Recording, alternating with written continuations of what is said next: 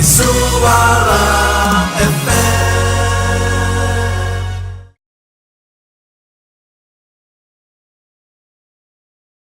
Daripada Siti Nurhaliza dan juga Nur Aniza Idris, Hati Kamal, lagu duet antara mereka berdua. Dan seperti di Konti My Suara FM juga ada pasangan duet di sini yang akan bersama dengan kita dalam segmen Gen Y. Dan seperti yang diberitahu kepada anda tadi, kalau anda ada sebarang persoalan atau ada sebarang pandangan, bolehlah anda layankan soalan anda di fanpage My Suara FM, www.facebook.com/My Suara FM Radio. Okey, dan bersama dengan kita di studio ketika ini, kita bersama dengan Cik Nurul Fahana Muhammad Noor, merupakan Ketua Unit Pentadbiran dan Sumber Manusia Yayasan Taqwa Wilayah Persekutuan. Saya. Selamat datang ke My Suara FM, pertama kali sampai ni. Ya, pertama kali di sini. Pertama kali sampai. Okey. Dan juga pasangan duetnya Saudara Alif Anas, merupakan Setiausaha Agung GPMS. Selamat datang Saudara Alif. Terima kasih. Dan mereka berdua hari ini akan berada di konti ini selama 1 jam dan berbicara tentang tajuk yang DM dah beritahukan tadi, iaitu berkenaan dengan pembangunan program pendidikan dalam kurungan motivasi. Okey. Dan sekiranya kita pun nak tahu juga program pendidikan ni ada banyak-banyak benda, tapi hari ini kita bertumpu kepada program pendidikan yang berkaitan dengan motivasi sahaja kan. Ya. Okey, dan kalau kita cakap pasal program pendidikan ni memang banyak. Kalau DM baru-baru ni pun baca dalam dasar yang dikeluarkan oleh Kementerian Pendidikan pun memang tak habis 1 jam ni. Satu hari pun tak habis, tahun pun tak habis kita. Okey, dan kepada anda semua, teruskan bersama dengan kami di My Suara FM. Dan kepada anda semua diharapkan untuk perbincangan kita pada hari ini anda akan mendapat manfaat. Dan sebentar nanti kita akan bersambung bersama dengan mereka dan kita nak tahu apakah yang dikatakan tentang pembangunan program pendidikan. Dan apa yang bakal kita kongsikan, info apakah, maklumat apakah atau program apakah yang bakal kita ketahui sebentar nanti. Okey, itu dia lagu Hijau daripada Zainal Abidin. Dan bila cakap tentang soal motivasi ni, ramai orang suka buat program motivasi dekat tempat-tempat yang hijau. Okey, dan sebenarnya untuk permulaannya ini, mungkin secara ringkasnya boleh diberikan introduction berkenaan dengan pembangunan program pendidikan motivasi ini dari segi apa yang cuba disampaikan dalam program ini agaknya. Siapa dah cakap dulu? Okey. Program pembangunan program pendidikan motivasi ini adalah merupakan satu perancangan pelaksanaan program yang berbentuk pendidikan serta menyuntik motivasi kepada para pelajar. Okey. Dan inilah yang dilakukan oleh GPMS bersama agensi seperti Yayasan Taqwa dalam mengadakan program-program berbentuk motivasi kepada para pelajar di peringkat sekolah rendah, menengah dan peringkat IPT.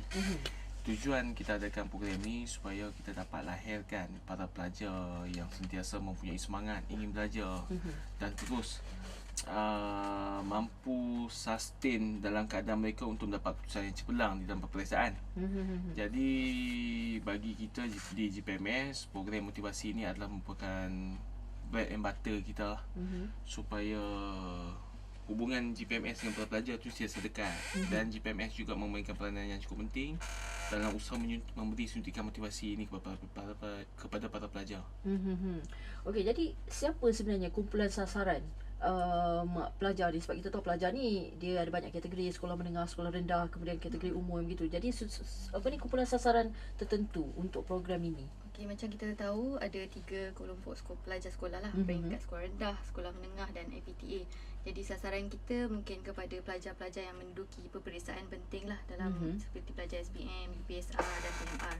Itu sasaran kita. Selepas daripada diorang dah habis tu, mungkin kita boleh tumpukan daripada segi untuk mengisi masa diorang sebab diorang dah habis exam kan. Jadi 3 kelompok utama tu dan pada yang mereka yang menduduki peperiksaan lah. Jadi maknanya tumpuan utama adalah pada mereka yang akan bakal menduduki peperiksaan. Okey, kemudian pula kalau itu dari segi kelompok sasaran mereka yang akan bakal menduduki peperiksaan, adakah ada kumpulan sasaran sekolah-sekolah ataupun tempat-tempat atau daerah? Sebab kita tahu juga mungkin bagi daerah-daerah yang di luar bandar ni, mereka agak kurang terdedah untuk mendapat segala info ataupun maklumat ataupun segala maklumat-maklumat tambahan berkenaan dengan orang kata dari segi motivasi ataupun sama rata? Setakat ni sama rata lah, tapi kita lebih kepada pedalaman pelajar yang duduk di pedalaman. Sebab mungkin kurang kumpulan yang pergi ke sekolah diorang kan. Jadi kita akan tumpukan pada kawasan pedalaman lah.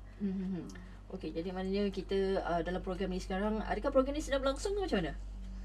Ataupun bakal jalankan? Hari ni sedang dijalankan lah di zon Pantai Timur. Yang mana kita laksanakan yang melibatkan hampir ke 30 sekolah di Pantai Timur. Di Pantai Timur. Okey. Dan pemilihan 30 sekolah tersebut adalah merupakan di kawasan luar bandar. Yang mana kita pergi melaksanakan program-program ini, keutamaannya kita bagi pada kawasan luar bandar. Okey. Yang mana kita pilih kumpulan kita daripada harapan halus, iaitu yang harapan lulus dan juga gagal lulus. Yang mana kita nak approach budak-budak ni, kita nak harapan lulus dan juga gagal lulus. Maknanya harapan lulus ni maknanya diorang dah mungkin dah ada tahap yang antara dapat potensi dia. Dah memang ada potensi dan kita nak push. Dan ada satu lagi yang mereka duduk dalam satu kumpulan yang gagal. Dan kita nak gerakkan, kita nak motivatekan diorang supaya diorang dapat lulus juga dalam peperiksaan. Sebab keputusan peperiksaan ni seperti yang kita maklum, dianya akan mencerminkan masa depan para pelajar tu. Jadi kalau diorang dapat keputusan yang lulus, cemerlang ataupun baik, jadinya peluang masa depan para pelajar ni lebih cerah lah. Oh, jadi itu satu peringkat yang agak susah juga tu untuk kata apa, nak membawa mereka kepada peringkat yang seterusnya. Okey, tapi juga mungkin dari segi adakah bertumpu kepada subjek-subjek tertentu? Kita tidak menumpukan pada subjek-subjek tertentu. Tetapi kita memainkan peranan memberi motivasi secara keseluruhan. Kita memberikan teknik-teknik cara belajar yang betul, bagaimana untuk mencatat nota, bagaimana untuk mengulang kaji pelajaran.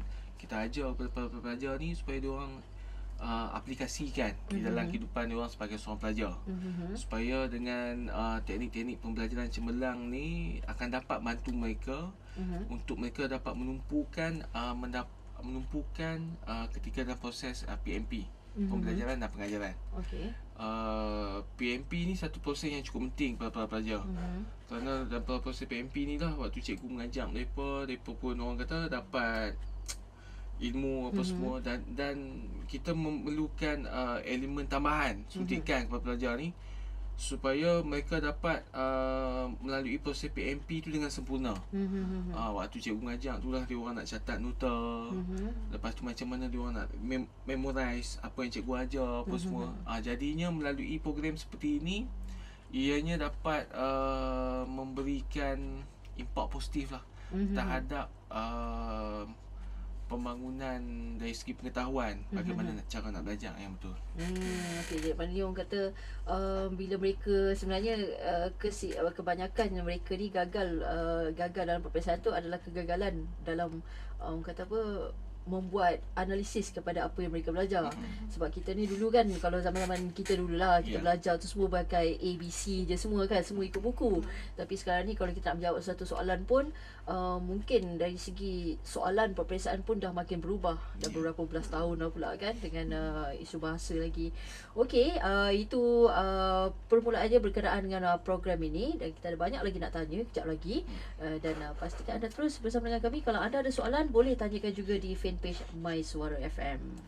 Alif, dalam segmen Gen Y kita, okey, agaknya apa yang mendorong anda berdua untuk membangunkan program ini? Dalam banyak-banyak program kan, apa yang menyebabkan mendorong kepada terlancarnya program pendidikan yang menjurus kepada motivasi kepada mereka-mereka pelajar-pelajar yang bakal menghadapi peperiksaan ini? Okey, dalam pendidikan negara kita sekarang ni tengok terlalu banyak cabaran. Jadi bila kita sebut pelajar je, kita tahu pendekatan yang terdekat sekali ialah motivasi.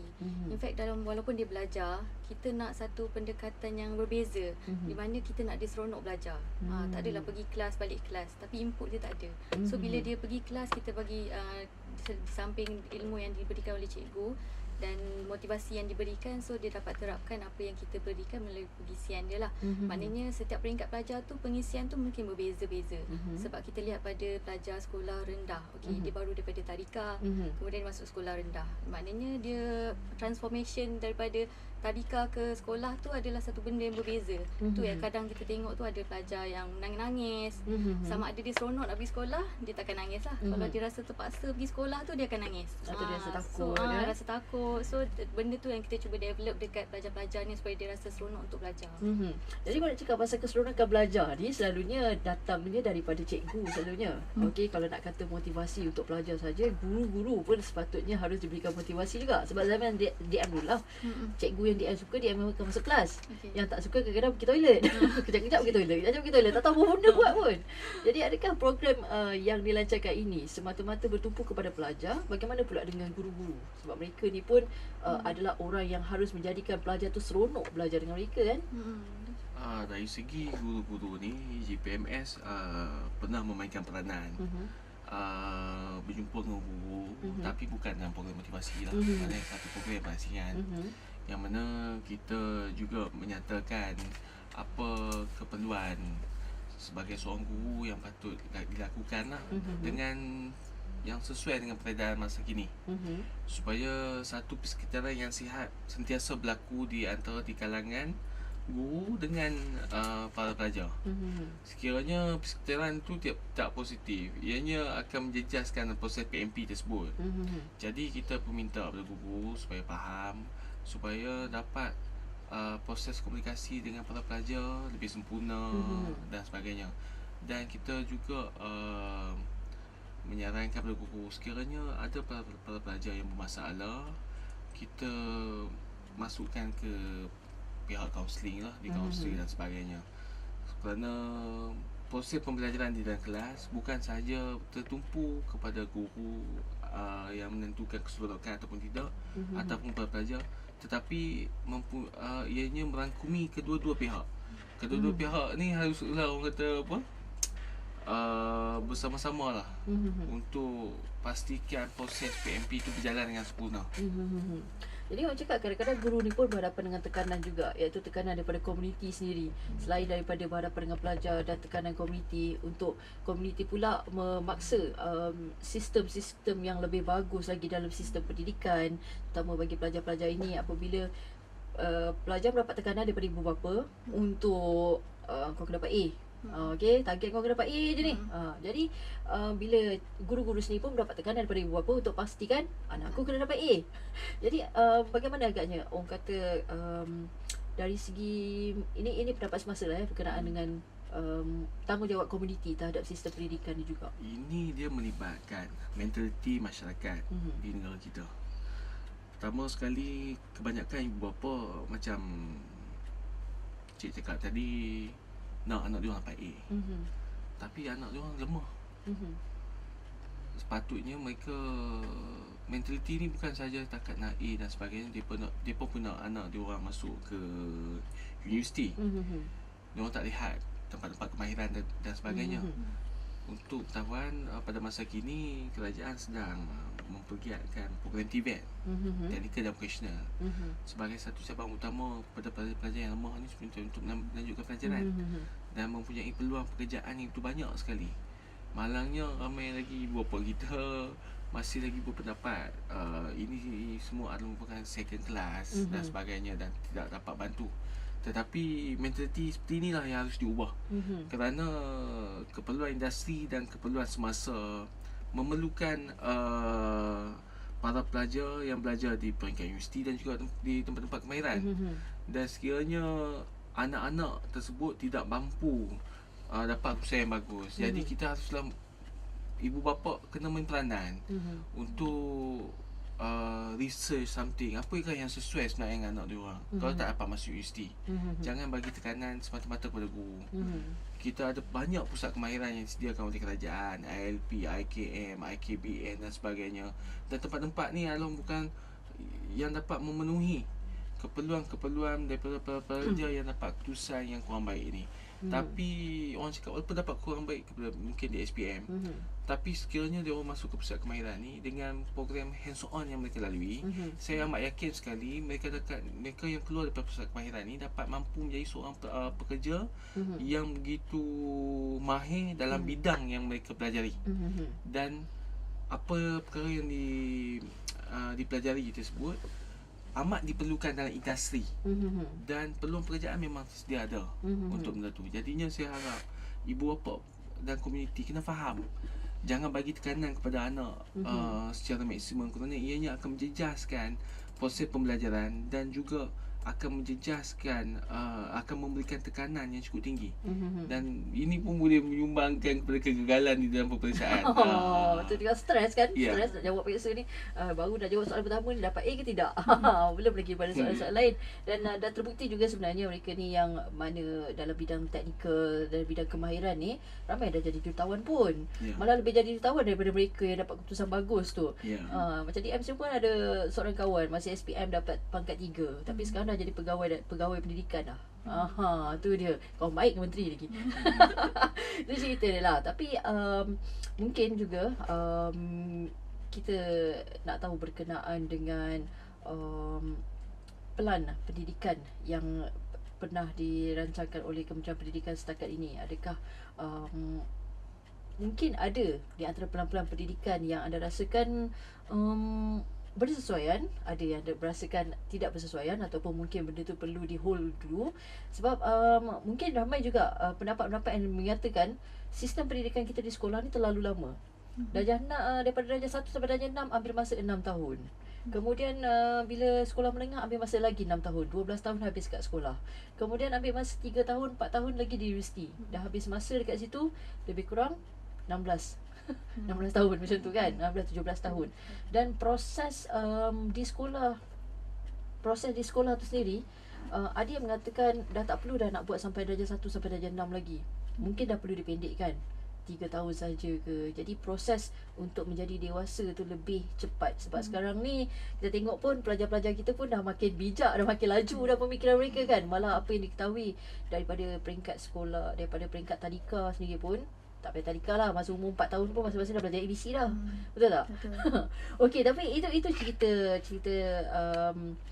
sedikit lah. Cuma kita selepas ni kita nak tahu berkenaan dengan pelan pendidikan yang sedia ada, dan adakah ada sebarang penambahbaikan ataupun sumber-sumber yang baik untuk memberikan satu anjakan paradigma kepada pembangunan pendidikan di Malaysia. Okey, jadi kejap lagi dia akan jawab soalan ini. Okey, sebelum kita merujuk kepada pelan pendidikan ataupun pelan pembangunan program pendidikan yang sedia ada ni, DM nak merujuk sikit kepada kewujudan sekolah wawasan, sekolah bistari, sekolah budak pandai lah senang cerita. Okey, ada yang mengatakan ada beberapa orang kata pendapat yang mengatakan bagus dengan kewujudan sekolah-sekolah ini. Malah ada juga yang mengatakan ada diskriminasi dari segi wujudnya sekolah-sekolah ni. Mesti ada yang kata tak apalah, kau budak sekolah pandai, aku budak sekolah pondok je. Jadi pendapat berkenaan dengan perkara ini. Dari segi sekolah bestari ataupun sekolah yang tak saya dipanggil sekolah berprestasi tinggi, pada pendapat saya satu perkara yang begitu bagus sekali.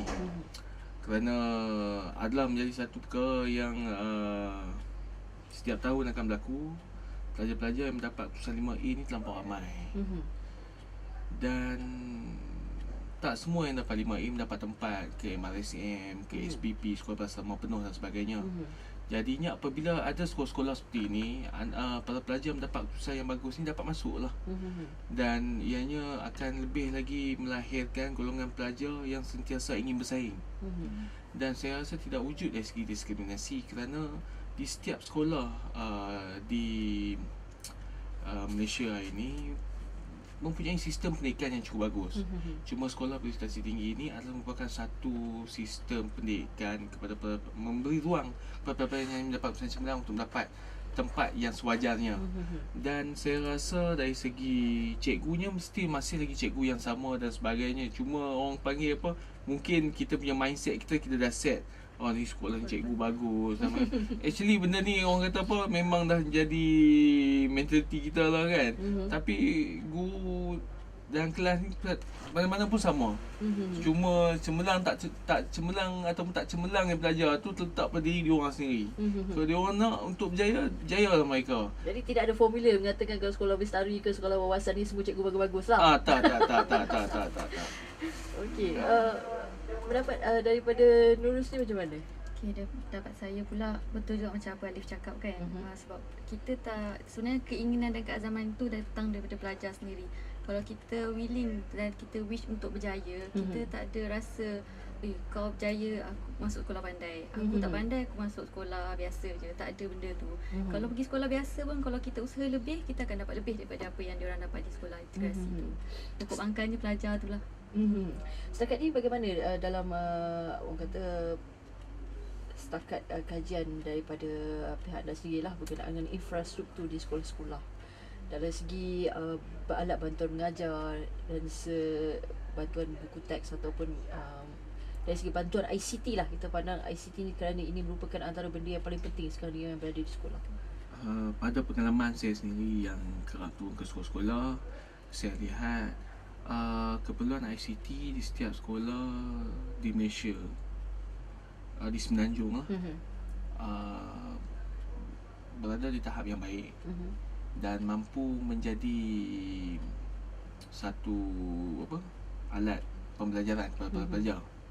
Cuma kita berharap segala kemudahan-kemudahan yang terdapat di sekolah hari ini hendaklah selari dengan peredaran semasa, supaya dapat digunakan pada setiap masa lah. Contoh macam komputer lah, dulu kita pakai Windows 5 lah. Apple. Tulisan hijau lagi. Sekarang ni mula kita dah pakai Windows 8 kan. Jadi benda-benda ni Windows 10 lah. Windows 10 apa semua. Jadinya benda-benda ni kena selari dengan peredaran semasa, supaya pelajar pun dapat guna betul baik sekali, dan apa yang diorang gunakan ni mampu digunakan di luar lah. Kan kita tak nak nanti kalau pakai barang-barang tu terlampau outdated, tapi di luar dah tak guna. Mungkin yang ni semua benda-benda yang perlu dilihat. Sekiranya terdapat kelemahan-kelemahan dari segi sisi tersebut, kita minta lah pihak yang bertanggungjawab untuk ambil tindakan. Dan mungkin benda ni saya rasa setakat hari ni yang saya lihat dari segi infrastrukturnya, komputer, internetnya, semua dah okey. Di Sekolah Bandar pun ada komputer, ada lab komputer dan sebagainya. Jadinya kemudahan ICT di setiap sekolah saya rasa memang berada tahap yang baik lah. Dia kata kalau nak bina sekolah lagi, perkara yang paling penting ialah sekolah yang sedia ada tu perlu ditambah lagi dengan bantuan-bantuan tu. Jadi setakat ni agaknya bagaimana dengan orang kata bantuan daripada kementerian sendiri kepada sekolah-sekolah, terutamanya mereka yang di luar bandar, macam program yang sedang berlangsung sekarang ni, bagaimana anda melihat bantuan yang diberikan kepada pelajar-pelajar di sekolah di luar bandar setakat ini? Kalau dari sudut infrastruktur je, kita tengok memang sekolah sekarang jauh beza dengan zaman kita sekolah dulu. Kalau dulu presentation kita pakai OHP tu je, nak kena tulis. Sekarang pakai projektor, dan saya, pada pendapat saya sendirilah, setiap rumah memang kena ada komputer, memang kena ada printer. So sebab pelajar-pelajar akan menggunakan benda tu setiap hari. That's mean bila bahan-bahan yang dia perlukan untuk dia orang bawa ke sekolah tu. Dan di samping tu untuk cari-cari maklumat, gambar, memang banyak pakai komputer.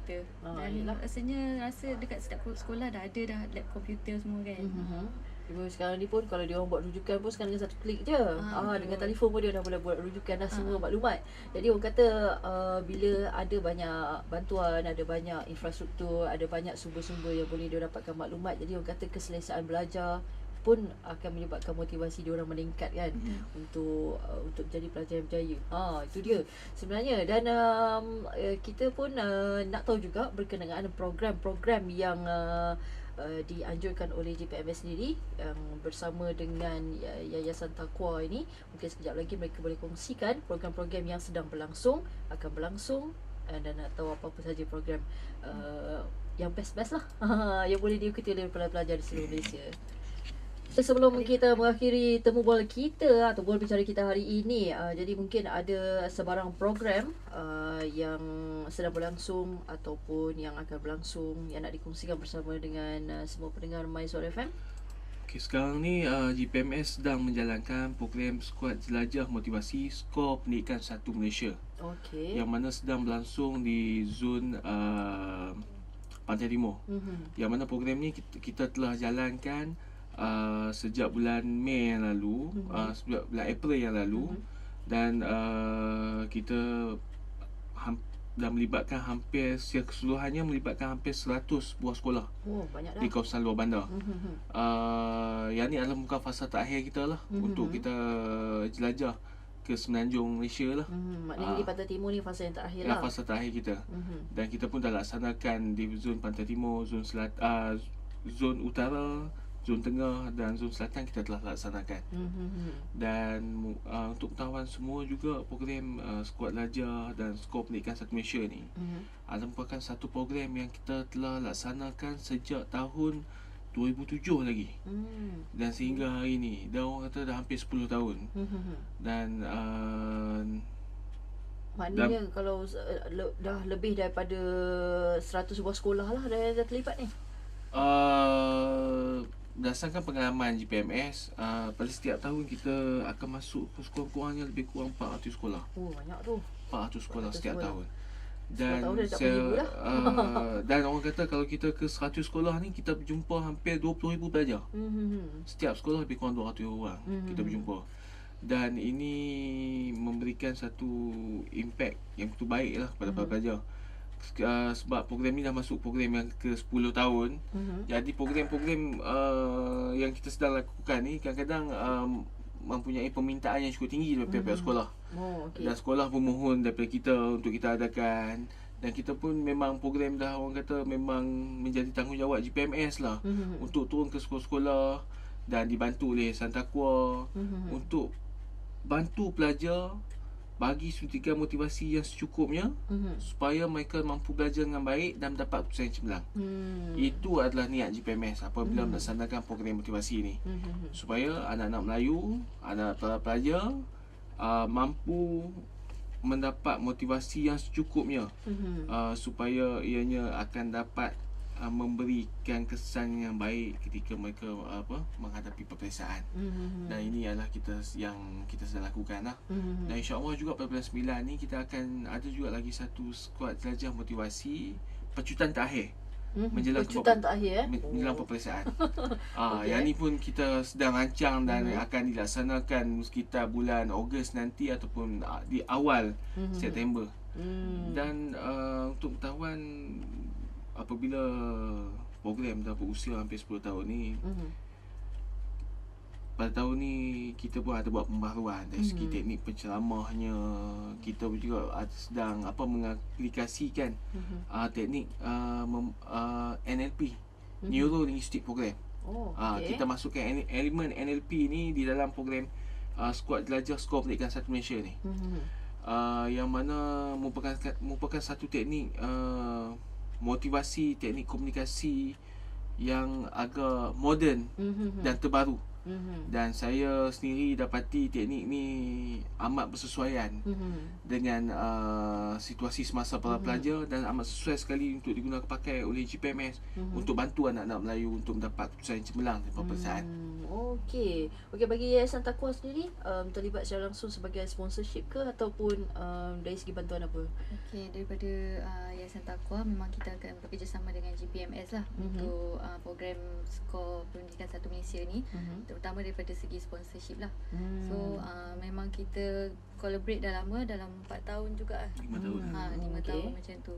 So dah banyak sekolah dah kita pergi seluruh Malaysia untuk program ni. Jadi memang bila dengar kuantiti pelajar tu memang ramai, bilangan sekolah ramai, bilangan pelajar ramai.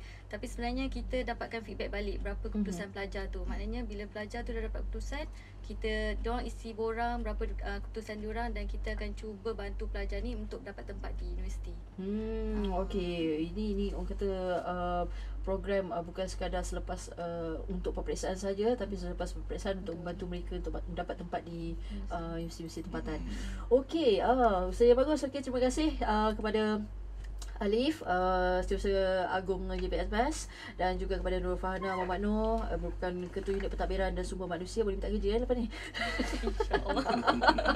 Okey, dan terima kasih sekali lagi kerana sudah datang ke MySuara FM dan berkongsi berkenaan dengan program pendidikan yang sedang berlangsung, dan mungkin ada pesanan untuk mereka-mereka di luar sana yang nak mengikuti sebarang aktiviti GPMS macam mana, ataupun daripada yayasan sendiri. Okey, bagi para pelajar lepasan SPM yang gagal mendapat sebarang tempat ke IPDA, kita bolehlah layari Facebook page GPMS Online Intake untuk memohon program-program yang ditawarkan oleh rakan-rakan strategik pendidikan GPMS. Okey.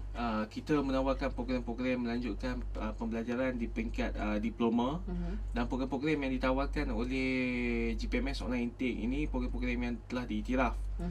Kita juga telah mempersemakkan dan telah diiktiraf oleh MQA dan Kementerian Pendidikan Tinggi sendiri. Okey. Dan kepada para pelajar di luar sana yang gagal mendapat tempat, jangan kecewa, GPMS akan cuba bantu.